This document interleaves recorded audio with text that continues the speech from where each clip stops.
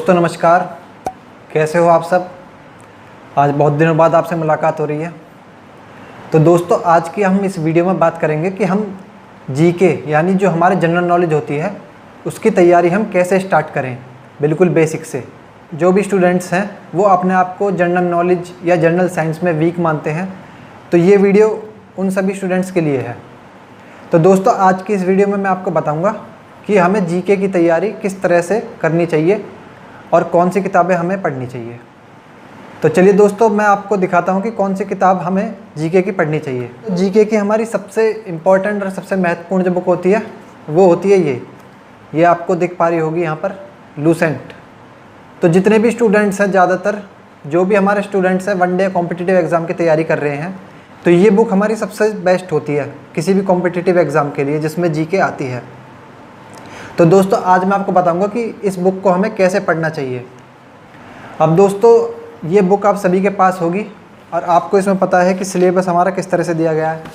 सबसे पहले इसमें हमारा इतिहास दिया गया है, फिर भूगोल, फिर हमारा भारतीय अर्थव्यवस्था, फिर संविधान, देन उसके बाद इसमें साइंस दी गई है, साइंस के तीनों पोर्शन, और लास्ट में फिर इसमें दिया गया है विविध यानी कि मिसलेनियस। तो दोस्तों ये जो हमारी बुक है ये बहुत ही बेहतरीन बुक है। इसमें क्या है कि इसमें आपको बिल्कुल डिटेल से तो आपको दिया नहीं है कि भाई जैसे सपोज़ कीजिए बक्सर का युद्ध है तो वो कैसे हुआ, किस तरीके से हुआ, ये आपको नहीं दिया गया। बस उसमें सिंपली आपको डेट दे दी है और किस किस के बीच में हुआ। तो जो हमारे मेन पॉइंट्स होते हैं या जो भी हमारे मेन फैक्ट्स होते हैं वो आपको इसमें बहुत बढ़िया तरीके से दिए हुए हैं। ये जो इस बुक में कंटेंट दिया हुआ है ये हमारा हर एग्ज़ाम के लिए, जिस भी एग्ज़ाम में जीके आपसे पूछी जाती है वन डे एग्ज़ाम में, ये उसके लिए बहुत ही इंपॉर्टेंट है। अब दोस्तों ये तो हो गई हमारे जीके के बारे में, और फिर हमारा पोर्शन आ जाता है करंट अफेयर्स का। अब दोस्तों आप सभी को पता है कि हमारे एग्ज़ाम में करंट अफेयर कितने इंपॉर्टेंट हैं। किसी भी एग्ज़ाम में आप देखोगे, कोई सा भी एग्ज़ाम उठा के देखोगे तो मोस्टली 5 से 6 क्वेश्चन, लगभग 5 से 6 क्वेश्चन आपको हर एग्ज़ाम में देखने के लिए मिल जाएंगे। तो करंट अफेयर्स के लिए आपको क्या करना है, मैगज़ीन कोई नहीं लेनी है आपको मंथली, उसमें आपको बहुत टाइम लग जाएगा। यूट्यूब आप देखोगे बहुत से चैनल हैं जो आपको करंट अफेयर्स की तैयारी करवाते हैं, तो आप कोई भी एक चैनल पकड़ लीजिए और डेली आप एक ही चैनल को फॉलो कीजिए और डेली आप उस करंट अफेयर की वीडियो देखिए। साथ ही अगर आप उसको कॉपी में लिखना चाहो तो लिख सकते हो, या फिर वो PDF भी प्रोवाइड करवा देते हैं। तो इस तरह से आपको करंट अफेयर्स की भी तैयारी करनी है साथ के साथ। अब दोस्तों इस बुक की अगर मैं बात करूँ तो इसमें आपको हिस्ट्री का जो कंटेंट है वो बिल्कुल A1 दिया हुआ है। आपको इंडियन पॉलिटी का कंटेंट वो भी बिल्कुल A1 है। लेकिन ज्योग्राफी हो सकता है कि शायद आपको इसमें से समझ में ना आए। अगर आप रटना चाहोगे तो रट लोगे, लेकिन एक होता है ना कि जैसे सपोज़ कीजिए जैव विविधता है या हमारी पृथ्वी की आंतरिक संरचना है, उसमें लेयर्स होती हैं, वो किस तरह से होती हैं, तो वो क्या है इसमें आपको डायरेक्ट दे दी गई हैं। अब आपको ये सब पता होना चाहिए कि जैव विविधता क्या होती है, तो वो डिटेल पढ़ने के लिए आपको NCERT पढ़नी पड़ेगी अगर आप डिटेल पढ़ना चाहते हो, वरना अदरवाइज़ इसमें लैंग्वेज सिंपल दी हुई है, आपको समझ में आ जाएगी। इकोनॉमिक्स इसमें बहुत बढ़िया दी गई है। और दोस्तों इस बुक का जो सबसे इम्पोर्टेंट है, सबसे बेस्ट जो कंटेंट है वो है इसमें विविध, मिसलेनियस वाला जो पोर्शन है हमारा, वो आपको हर किसी को ज़रूर करना है, क्योंकि जो हमारे सबसे ज़्यादा क्वेश्चंस आजकल एग्ज़ाम्स में पूछे जाते हैं वो हमारे विविध वाले पोर्शंस में से पूछे जाते हैं। तो इस तरह से दोस्तों आपको इस बुक में कंटेंट दिया गया है। साथ ही आपके साइंस के तीनों पोर्शन इसमें दिए गए हैं और बहुत ही बढ़िया तरीके से दिए गए हैं। अब दोस्तों देखो, आप ऐसा नहीं है बुक को उठाओ और कहीं से भी कोई भी टॉपिक आपने पकड़ लिया और उसको पढ़ना शुरू कर दिया। ऐसे अगर पढ़ोगे तो आप गलती कर रहे हो। आपको क्या करना है कि सबसे पहले मान लो जैसे आपने इतिहास खोल लिया, तो इतिहास में आपको स्टार्टिंग से स्टार्ट करना है। बिल्कुल ऐसा नहीं है कि सबसे पहले आप मध्यकालीन इतिहास पढ़ने लगे या सबसे पहले आपने मॉडर्न हिस्ट्री शुरू कर दी, वो भी आप गलत करोगे। आपको क्या करना है, आपको एंशिएंट हिस्ट्री से स्टार्ट करना है, यानी जो हमारा प्राचीन इतिहास है उसी से आपको स्टार्ट करना है। उससे क्या होगा दोस्तों कि आधुनिक भारत पर पहुंचोगे तो आपको पिछला एक पता चलेगा कहानी के तौर पर कि भाई पिछला हमारा घटनाक्रम क्या क्या हुआ है और किस तरीके से हुआ है। तो इस तरह से आप चीज़ों को एक दूसरे से लिंक कर पाओगे, तो आप चीज़ों को ढंग से समझ पाओगे और वो आपको लंबे समय तक याद रहेंगी। अब दोस्तों पढ़ना कैसे है, जब सबसे पहले आपने बुक में से इतिहास उठा लिया तो आप प्राचीन इतिहास से पढ़ना स्टार्ट करोगे। उसमें आपको स्टार्टिंग में सबसे पहले टॉपिक मिलेंगे हड़प्पा सभ्यता, हमारी इंडस वैली सिविलाइजेशन, और फिर उसके बाद वैदिक सभ्यता, फिर उसके बाद जैन धर्म, बौद्ध धर्म, फिर सम्राट अशोक, ये सब उस प्राचीन इतिहास में आ जाएंगे। फिर उसके बाद आप पहुँचोगे मध्यकालीन इतिहास पे। अब आपको करना क्या है, जैसे सबसे पहले आपने इस बुक में से एक टॉपिक पढ़ लिया।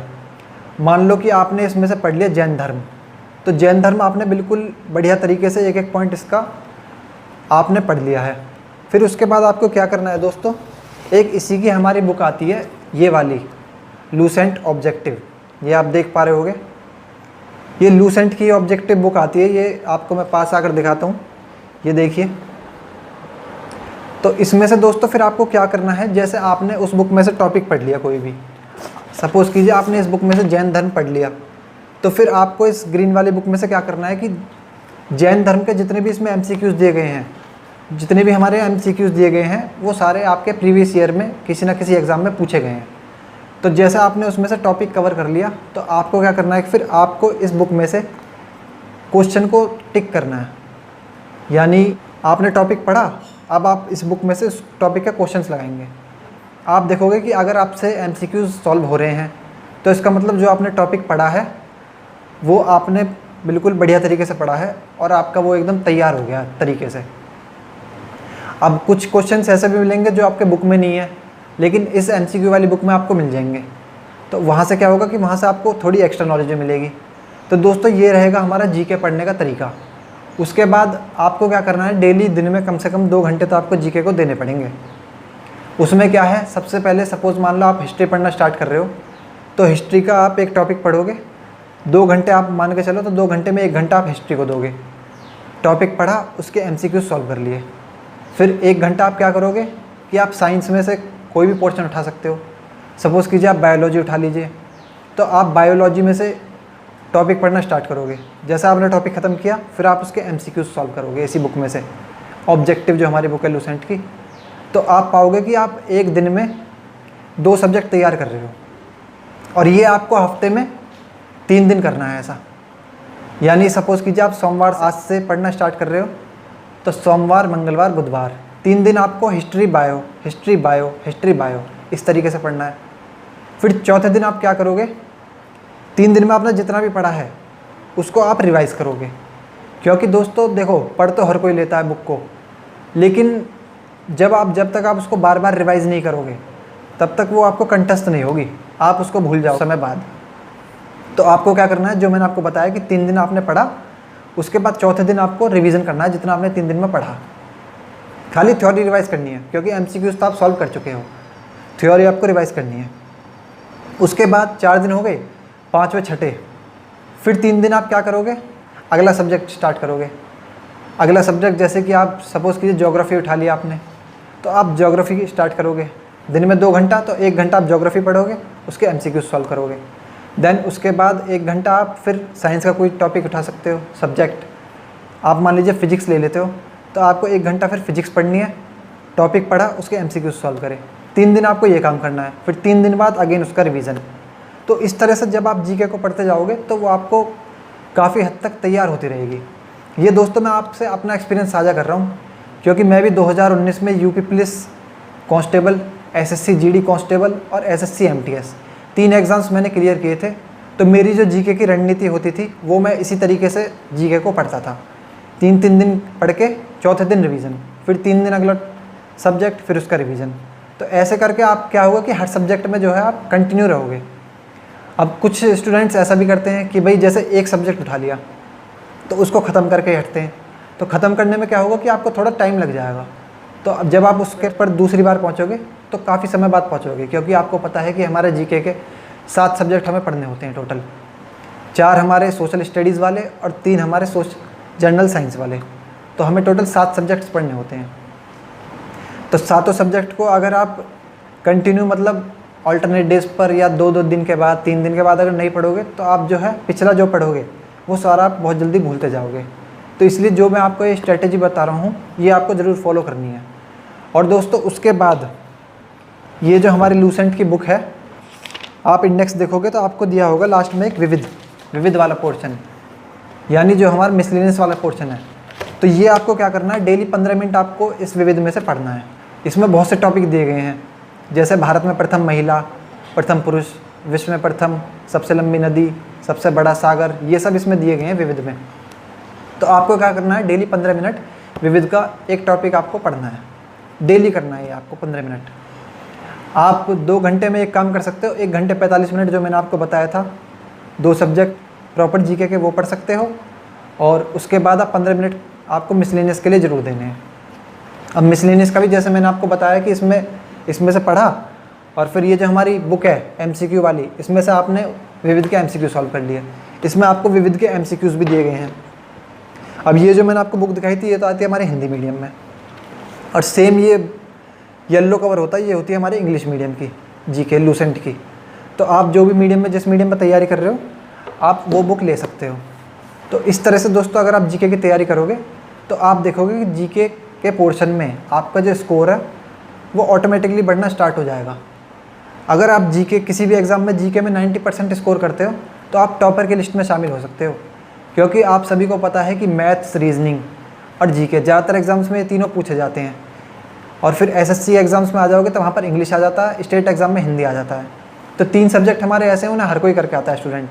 जो हमारा सिलेक्शन दिलाता है वो होता है हमारा जीके वाला पोर्शन। तो जीके इसलिए आपको इस तरह से पढ़नी होगी जैसे मैंने आपको स्ट्रेटजी बताई है। और दोस्तों सबसे इम्पॉर्टेंट चीज़ जो मैंने आपको बताई है वो है हमारा रिवीजन। रिवीजन आपको हर तीसरे दिन के बाद करना ही पड़ेगा। अगर आपने रिवीजन नहीं किया तो जो भी आपने पिछला पढ़ा है वो मामला आपका साफ़ हो जाएगा। फिर एक बार मैं आपको फिर से बताता हूँ, 3 दिन आपने हिस्ट्री, चौथे दिन रिवीजन, और हिस्ट्री के साथ साथ आप बायोलॉजी MCQs उसके सॉल्व किए, फिर चौथे दिन रिवीजन।